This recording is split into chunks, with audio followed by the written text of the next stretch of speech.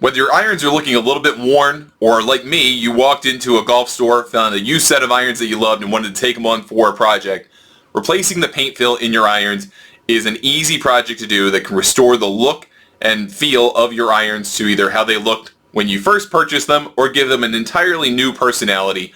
It's really easy to do, but before taking on the task, you have to decide how you want to do it, what you want it to look like, and how to get the results that you need. So that's what we're going to talk about in this video. Ryan Balaji, thanks for joining us today. I appreciate it.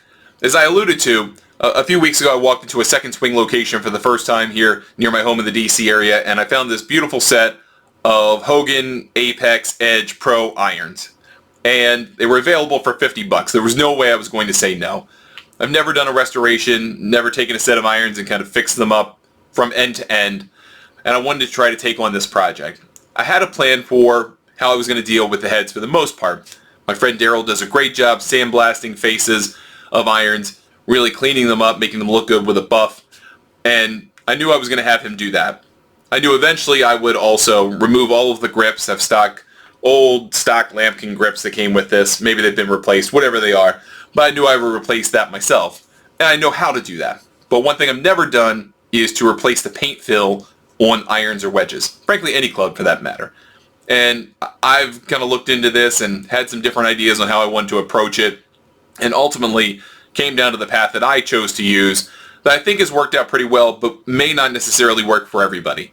So I wanted to give you a sense of what kind of considerations you have to make in what you want to do for this project, where you get your supplies, how you apply this paint, how you make sure you clean it up, and then kind of bring it all together at the end.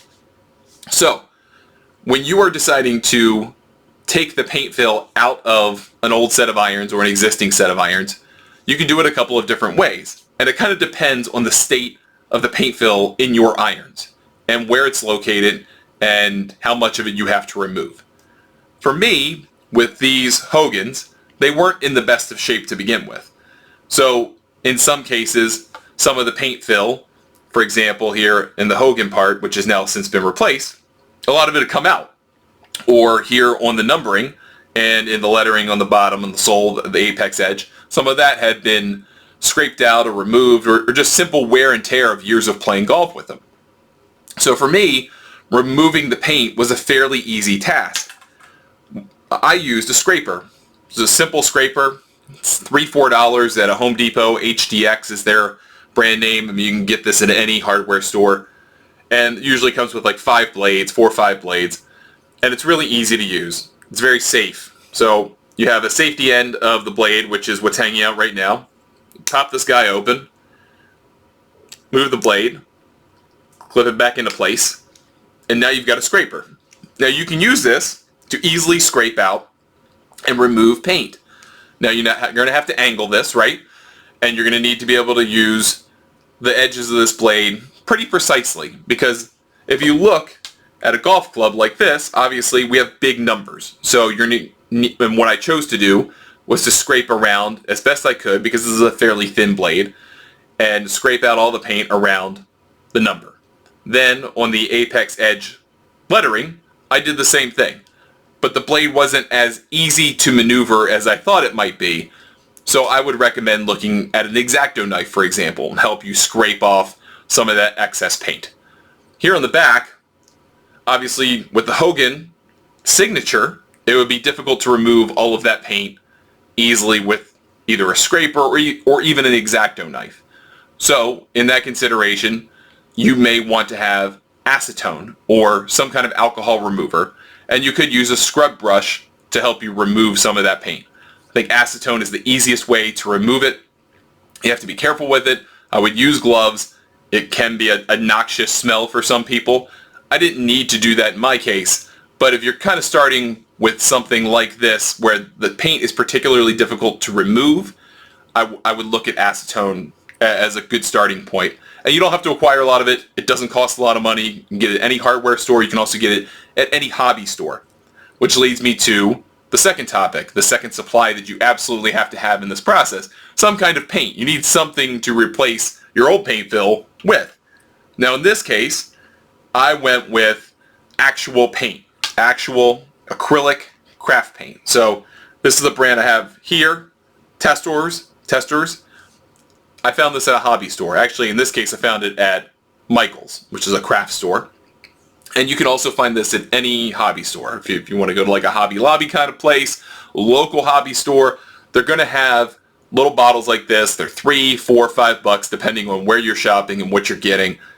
And what's really great about these things is that you're not buying a ton of paint, and they're made specifically for this purpose, for showcasing and being out in the open. These are made for model cars, other models that you might use this kind of paint on.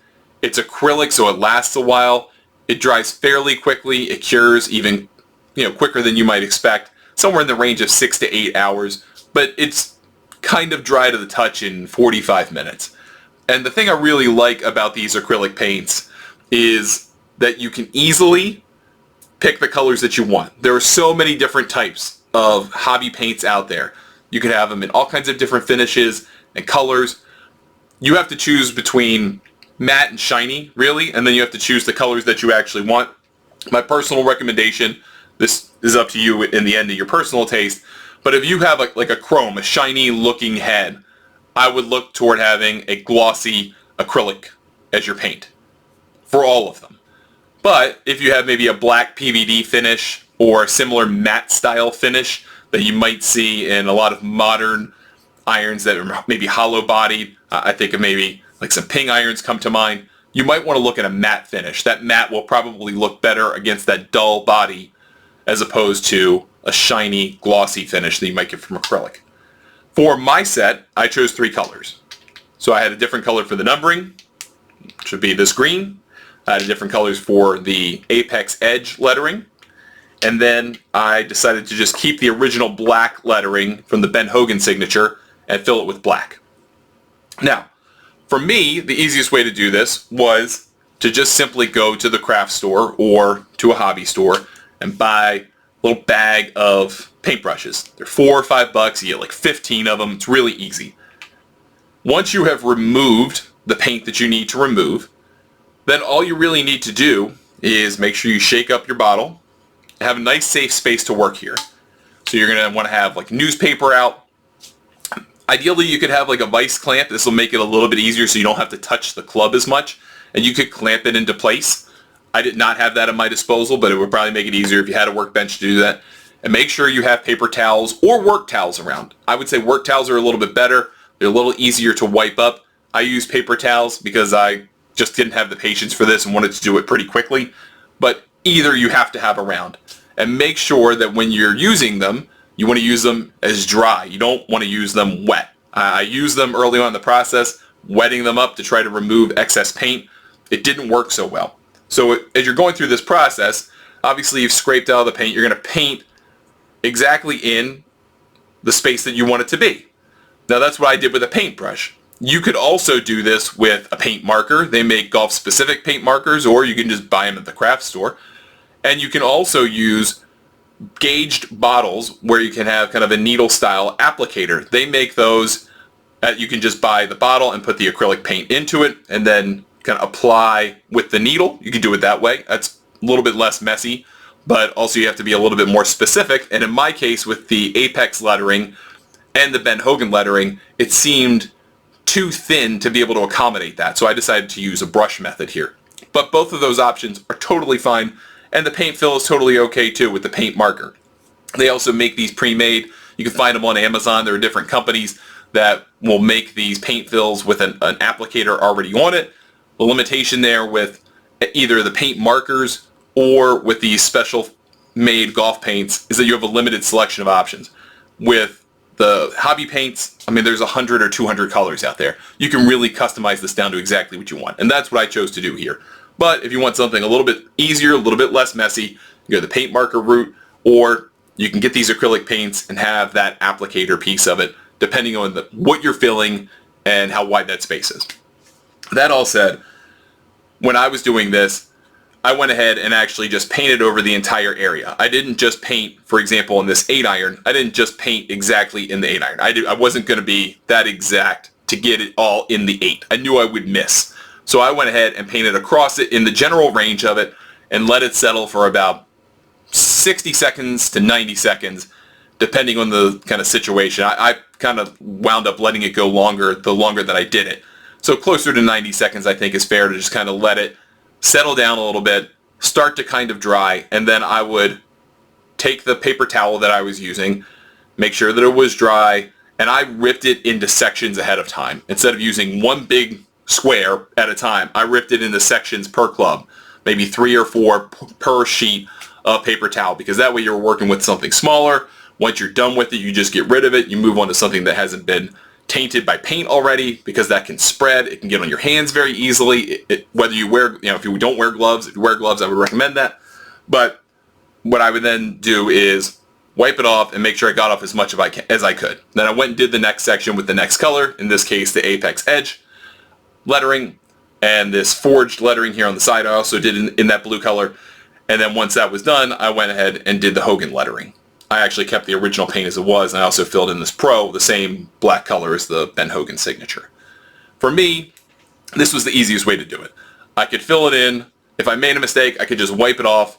If I made a big mistake, I could just kind of pull it out with soap and water effectively and start all over again. And that made it pretty easy to do. It allowed me to kind of get into the small crevices very simply and then just wipe away the mistakes. It doesn't dry that badly, that quickly, that it's going to be on there forever.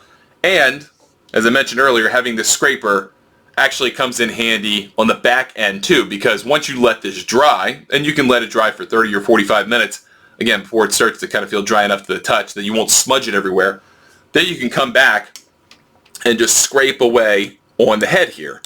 And you're not going to do any damage to the head. You're not going to scrape it. You're not going to mess it up. It's not going to make it any worse than it is. And you're going to be able to easily remove the pieces of paint that you don't want to stay there. And it's going to look good in the end. So that's the way I chose to do it with this.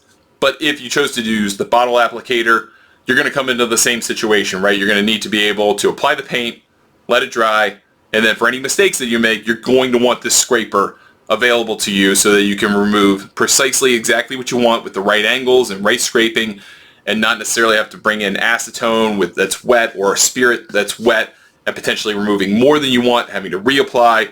This really simplified the process for me and made it pretty simple. I'm extremely happy with the results that I have from this. It was a 2-hour project at most, and the reason it was 2 hours is because I had to kind of get rid of and learn from some of the mistakes that I had made early on in the process. But once I was used to that and knowing what worked best for this particular set of irons and what I was trying to accomplish, I got beautiful results that I love. You can do the same thing in just a couple of hours of your time, either one sit down or one club at a time. Will take you 10 or 15 minutes a shot, and once you get used to the process, you'll really enjoy doing the work and seeing what you can customize out of it. This works for irons and it works for wedges. I would also say that it works pretty well for putters too. Again, all kind of depends on the paint fill that you need and what you're looking to fill, but I would say this project and what I'm describing does not work for metal woods, drivers, those types of things. It's a different kind of set of work, maybe a different set of requirements, different set of sanding that you might need in the end to kind of make sure everything is smooth. In this situation, being a paint fill, I'm not worried about sanding everything down because I know when I'm wiping across the top and painting across the top, it's a flat surface. You're filling something up. You're not covering something to an equal level here. So I wasn't necessarily worried about that. But if you were working with other clubs like that where you need to make sure everything was level, you could get really fine sandpaper and just make sure you just take off a little bit off the top to get it to your heart's content. That wasn't necessary for me. I'm happy with what I've got. And this is going to be a secondary set for me that I will take when I travel. So I'm really happy with what I've got here. Hopefully this is helpful for you. I've posted links to different products that I used in this process in the description. If you have any questions, please reach out. I'm on social media, on Twitter, on Instagram, at Ryan Ballingy. Leave a comment. I'm happy to get back to you too with any other recommendations or questions you might have. Thanks for watching. We'll see you next time.